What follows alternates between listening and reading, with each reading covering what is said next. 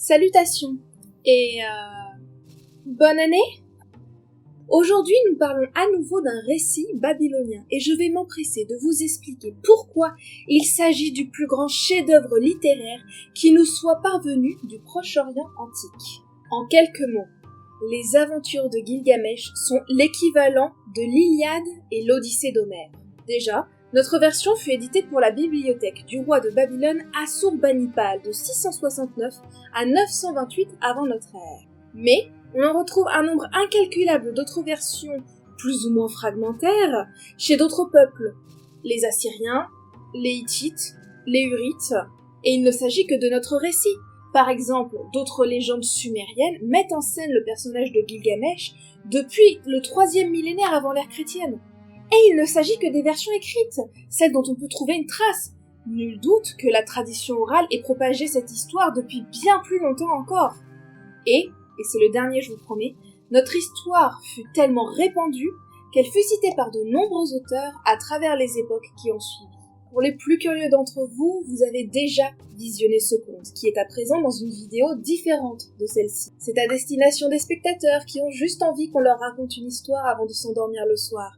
Et ça me permet également de vous la raconter en entier. Et pour les personnes ne voulant pas écouter ce récit en entier, me direz-vous, eh bien, je suppose qu'un résumé est de mise. Autour d'un verre, bien entendu.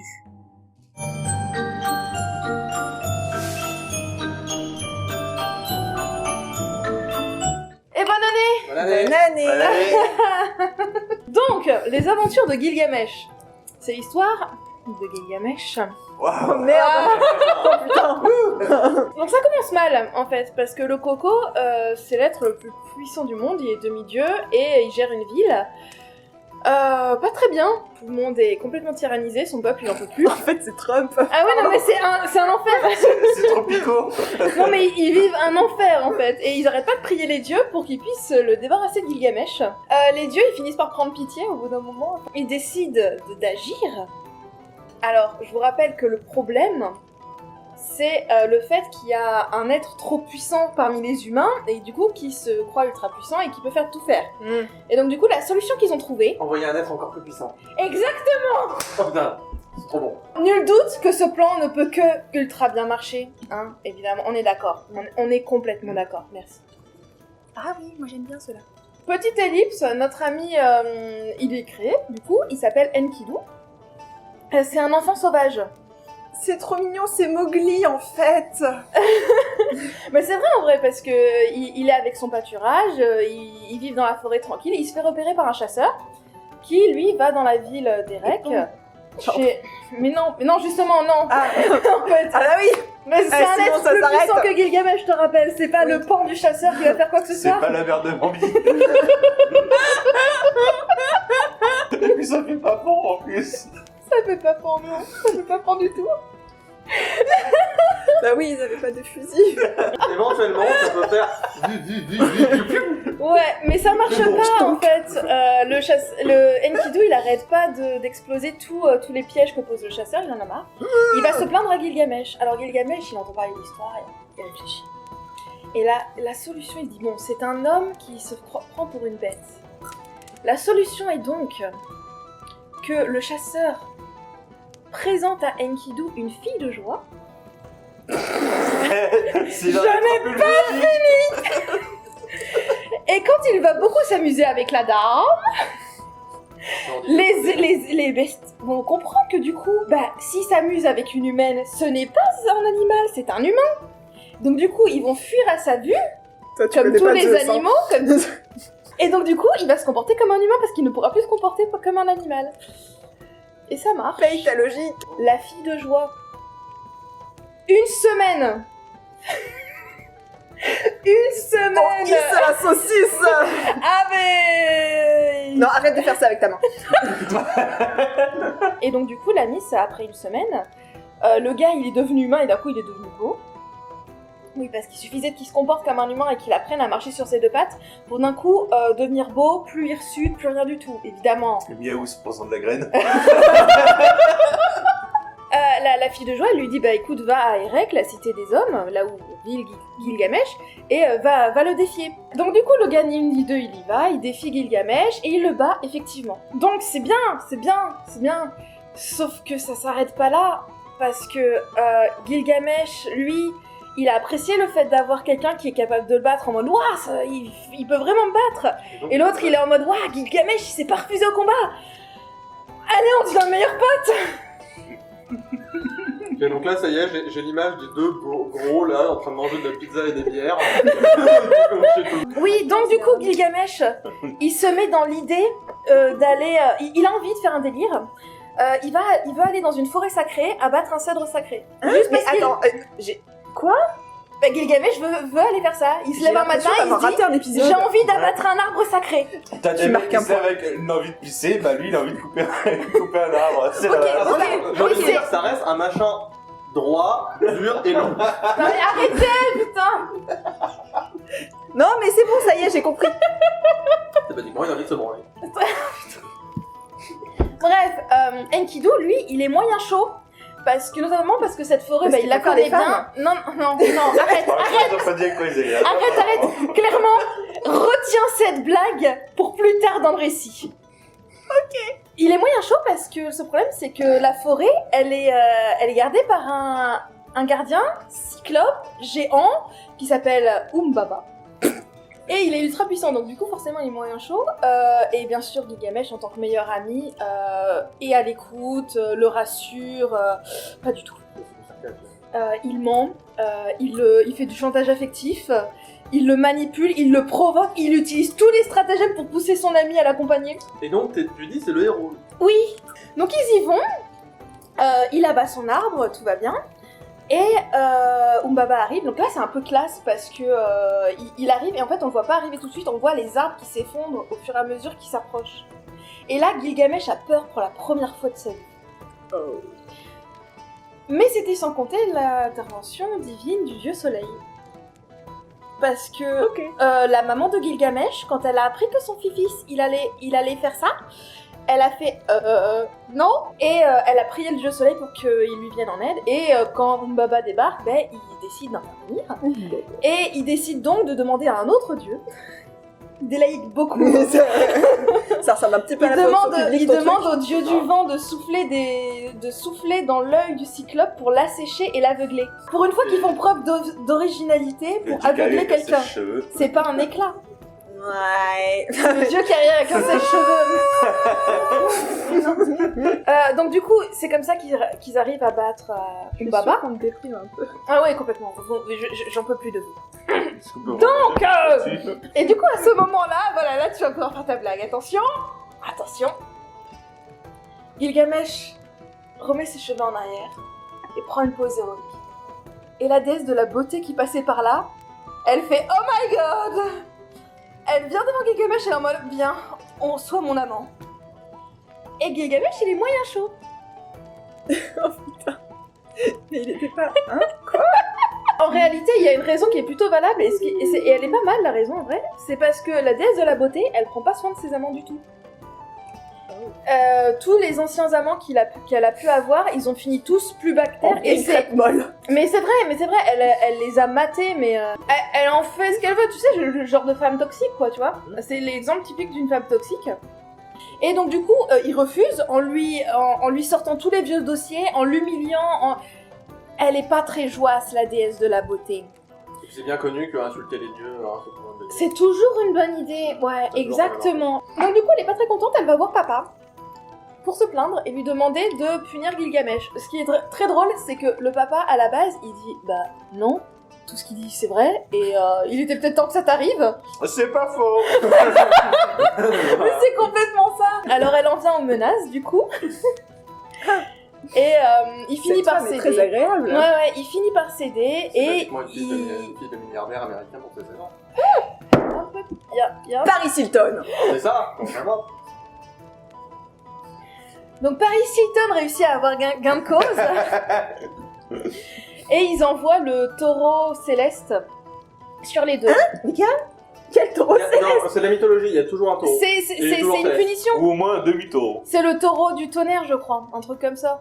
Je vous fais pas un dessin, il fait pas long feu. Donc du coup, Je fends en deux et je fais des côtelettes de bœuf. et donc du coup, il retourne à Erec, recouvert de gloire, avec la dépouille du taureau d'ailleurs. Recouvert quoi du taureau. Avec la dépouille du taureau. Ah, mais j'avais pas compris des pouilles.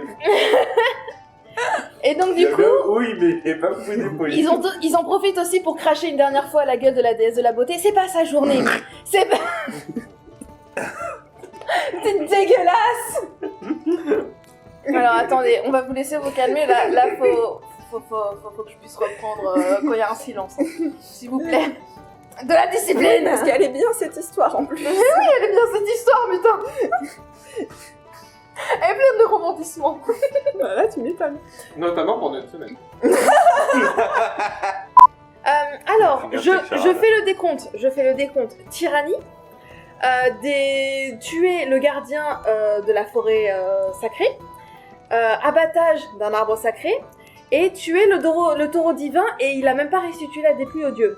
Ça fait un peu beaucoup. Ah oui, niveau karma, c'est chargé. Alors au bout d'un moment, les dieux ils se sont dit qu'ils allaient peut-être intervenir. Une fois de plus.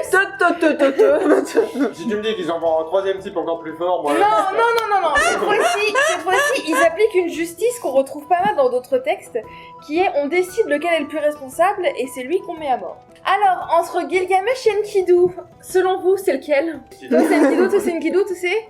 Bah, Gilgamesh, je suis plus responsable, mais. Effectivement. Je pense qu'ils vont se planter, hein. Il a raison, c'est le plus responsable. Enfin, selon Gilgamesh, parce qu'ils vont tuer Enkidu, et selon Gilgamesh, c'est lui qu'il punit en tuant Enkidu. Parce qu'il va être tellement triste quand son meilleur ami sera perdu. En vrai, c'est un peu mignon. Bref, son pote meurt. Il meurt dans son lit, tranquille. Et Enkidu, il voit son cadavre, il trouve qu'un punition, cadavre ouais. c'est vachement moche, et donc du coup il décide qu'il allait devenir immortel. Cet homme fonctionne par envie de pisser. Ça, c'est pas très beau, je veux pas finir comme ça. Donc du coup, il J'aime bien décide ce de nom, partir t'es en censé voyage. Donc il rencontre pas mal d'obstacles, genre il rencontre des hommes monstres, il rencontre une jeune femme dans une auberge. C'est Il- un obstacle. Donc, évidemment, durant son voyage, toutes les personnes qu'il rencontre, les dieux, les monstres, les humains, tout le monde lui dit non, l'immortalité c'est une quête qui sert à rien, tu trouveras pas ce que tu cherches, ça sert à rien, arrête-toi et contente-toi juste de ce que tu as. Il s'obstine, évidemment. Il traverse une mer mortelle, littéralement mortelle, tu touches l'eau, tu meurs. Ambiance. Et quand il arrive devant le vieux sage lui dit qu'il peut pas l'aider. Doigt sur Comme quoi, quelquefois, écouter les gens, ça épargne pas mal d'efforts. Oh, le doigt. Ah oui, le le plus doigt. important, c'est le voyage. Du coup, quand même, pour qu'ils comprennent un minimum, Gilgamesh, le sage lui Parce raconte qu'il est un un peu peu con. comment il est devenu immortel, parce qu'il est réellement immortel, le sage. Ah. Alors, c'est une histoire, dans une histoire, Inception. Ah ouais, quand même. Non, c'est résumé vite. Il y a une toupie. Mais ça vous parlera peut-être. C'est l'histoire d'un déluge. Ah. Avec C'est cet comme ça qu'on a homme perdu les licornes. hein. qui décide... avec un homme qui décide de construire une arche et d'y mettre toute sa famille, puis il envoie des oiseaux. Sauf que cette fois-ci, c'est le corbeau qui revient. Et donc du coup, pour le récompenser, Ravensflaw représente. il lui donne cette île au milieu de la mer de mort et il le rend immortel. C'était une récompense, l'île au milieu de la mer avec les gens que tu meurs quand tu touches. Tout seul, ouais, tout seul avec sa Résultat, femme. mentalité Avec et sa la solitude. femme. Non, il a sa femme, quand Et même. elle est immortelle celle-là, aussi. Bien sûr. Ah. Oh, ah oui, non, quand même, Ouais, s'il te plaît. ça va. Donc Gilgamesh, il réalise que oui, du coup, il aura jamais l'immortalité. Et il l'accepte.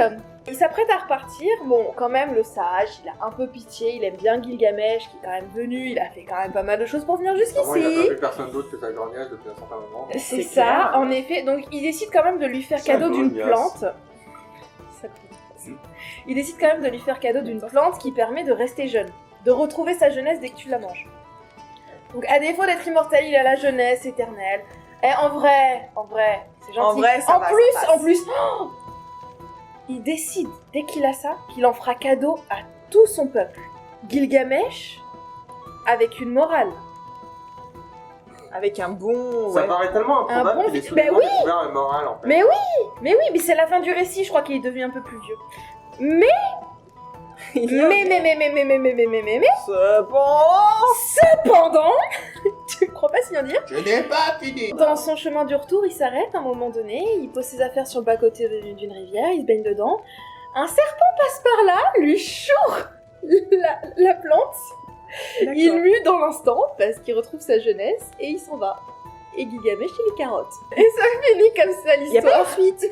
Ça finit Ils comme ont ça. oublié une Et tablette. le serpent, Ils ont c'est un cassé serpent l'assiette. lambda, Non, inconnu, un serpent, mais c'est comme ça en fait, c'est expliqué que c'est comme ça qu'il mue, c'est grâce à cette plante. Parce qu'à chaque fois, du coup, il retrouve son éternelle jeunesse. Bon, ça tente quelqu'un, l'homicide? Bah ouais, Bah, allez. ouais. Je genre. pense qu'on va faire ça. Ça nous Ouais, remontera le parce qu'en moral. plus, ah ouais, non, mais en plus, ouais. Non, mais en plus, le dernier scénario, c'était tellement chaud. Là, on va faire mieux. Ah ouais, non, mais en plus, de toute façon, c'est clair et net. En espérant que ce résumé vous ait mis de bonne humeur. Car aussi belle et amusante soit cette histoire, j'ai à présent beaucoup de choses à vous dire dessus. Tout d'abord, l'un des aspects les plus importants de ce récit, et qui est présent dans les 2/3, est le lien entre Gilgamesh et son meilleur ami Enkidu. Leur rencontre n'est pas amicale. Enkidu vient confronter Gilgamesh en parfait antagoniste envoyé par les dieux. Il en a tous les codes. Il barre littéralement le passage au héros. Il est plus fort que lui, mais aussi très semblable à ce dernier.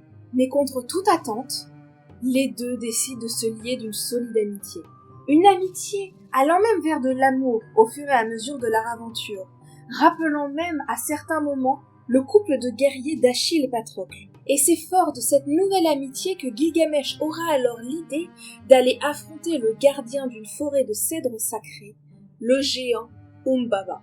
En plus d'un nom particulièrement amusant, on peut remarquer que notre gardien fut créé en s'inspirant d'un grand nombre de caractéristiques monstrueuses. Celle du cyclope dans un premier temps, vivant dans une grotte et muni d'un seul et unique œil que notre héros doit crever, comme le fit Ulysse dans l'Odyssée d'Homère. Un œil d'autant plus dangereux, car celui d'Umbaba est doté des mêmes caractéristiques de la Gorgone qui a le pouvoir de pétrifier. Une capacité qu'ont plusieurs ogres et géants, vivant également sous des montagnes, et réputés pour repousser leurs ennemis avec leur œil maléfique, comme par exemple l'ogre irlandais Balor, ou encore le géant gallois Ispadaden Pencrow. Un œil souvent caché sous 7 couches de voile, représenté chez Umbaba par 7 couches de vêtements. Cela faisait de lui un adversaire redoutable, si bien qu'avant leur affrontement décisif, Enkidu conduit Gilgamesh à la demeure de ce gardien, afin de tenter de le surprendre dans son sommeil. Et il se passe alors une scène assez difficile à interpréter. La porte se referme et écrase la main d'Enkidu, et ce dernier veut aussitôt faire demi-tour. Des épisodes similaires où le héros manque de perdre ses poings ou bien ses talons se retrouvent dans de nombreux contes, et elles font systématiquement suite à une consigne divine que le héros n'aurait pas respectée, ou bien après qu'il ait défié une force supérieure. Des histoires des montagnes du Harz, de la Hesse, en Islande, ou même dans une des versions de la légende allemande de Sigurd et Brunhild, dans la Deutsche Mythologie de Jakob Grimm. Dans ce dernier conte, l'auteur ajoute même qu'il s'agit d'une crainte courante au moment d'entrer dans une caverne close. La question est donc, est-ce que ce passage nous provient d'une version où Enkidu transgresserait une défense divine, ou bien est-ce un élément si évident pour l'époque qu'il ne nécessite pas plus de précision supplémentaire? Je vous laisse faire votre propre interprétation en commentaire. Et puis vient la mort d'Enkidu, et avec elle la seconde partie de notre récit. Gilgamesh part à la recherche de l'immortalité. Durant son périple, il est tenté 2 fois. La première fois, il se retrouve au cœur d'un jardin merveilleux, qui est copie conforme du jardin d'Éden dans la Bible, dont voici un extrait. Tu te trouves en Éden, jardin de Dieu. Tu étais couvert de gemmes diverses. Placé sur la montagne sainte de Dieu, tu marchais parmi les pierres de feu.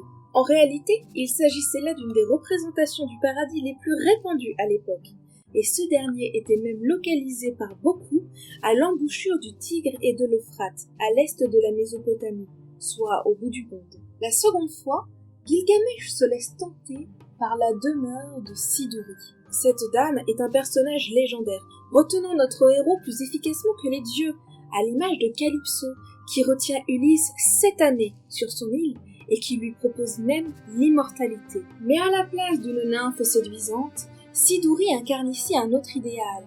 Elle est une hôtesse sereine et accueillante, et la chaleur de son foyer réussit à retenir quelques instants Gilgamesh que les tentations du jardin des délices n'avaient même pas ralenti. Et passé ces obstacles, Gilgamesh atteint enfin sa destination, l'île du sage immortel Utnapishtim.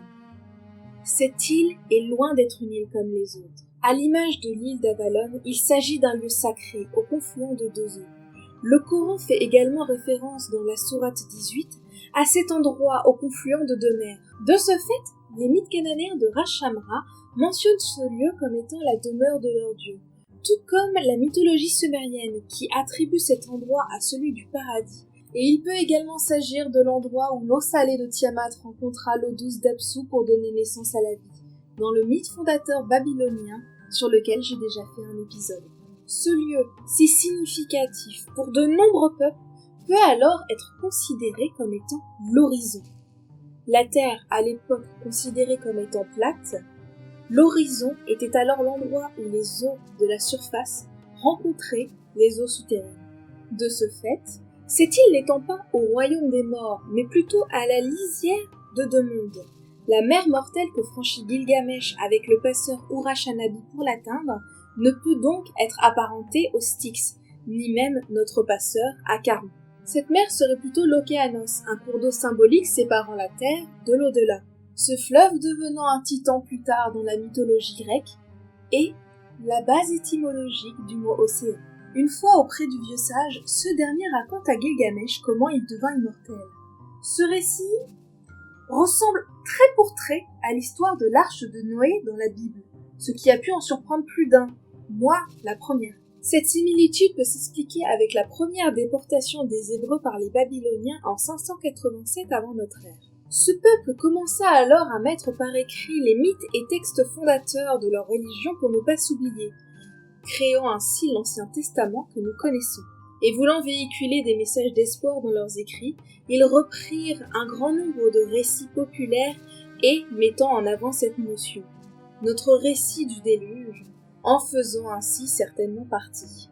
Ce qui est intéressant avec les aventures de Gilgamesh, c'est que notre auteur reprend des styles familiers de narration sans pour autant s'y conformer. Le héros et son antagoniste se lient d'amitié plutôt que de s'affronter. Puis ce dernier part en quête. Il va de personnage en personnage, jusqu'aux confins du monde, pour finalement apprendre que cette dernière est vaine. Sa quête n'a pas lieu d'être. Ce genre d'éléments brisant le monomythe ont certainement été l'un des facteurs expliquant le succès de l'œuvre. Avant de conclure cette analyse, j'aimerais revenir sur un point un peu plus tôt dans notre récit. Peu avant sa mort, Enkidu fait un rêve prémonitoire où il est transporté aux enfers. Ce rêve nous en dévoile alors une version très classique et ressemblant trait pour trait à celui visité par Kessi, un chasseur au centre d'un conte hittite. Mais cela, ce sera pour une autre histoire. Merci d'avoir regardé cette vidéo. J'espère que ce nouveau format de Fabulae vous plaît et que vous prenez toujours autant de plaisir à apprendre de nouvelles choses. Je profite de ce petit moment pour remercier tous ceux qui ont bien voulu me prêter leur voix dans la mise en scène de ce conte, notamment You de la chaîne Gadner et You, le scénarurgien, Goldie des Dés sont jetés et le Tropper.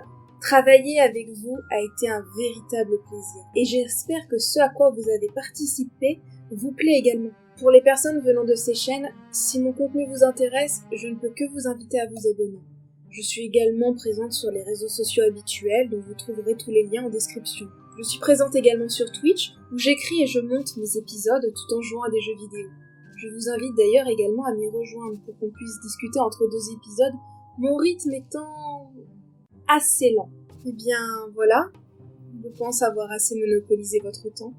Il ne me reste plus qu'à vous dire à bientôt pour une prochaine histoire. Deuxième arc. T'appelles ça comment? Pardon. J'avais très envie d'un Monaco. T'avais très envie d'un Monaco. Ouais, je crois. Je sais pas. Je regarde sur la boîte. Ça se trouve, il y a des noms. Ah, pardon, tu disais. Bah, toi, je vais voir. Merci. Vas-y. J'aime bien foutre ma merde. Ah, il est naturel, hein. C'est- C'est Mike en fait. Hein? J'adore de Mike. Ah bah du coup on peut dire que Mike a un cerveau primitif.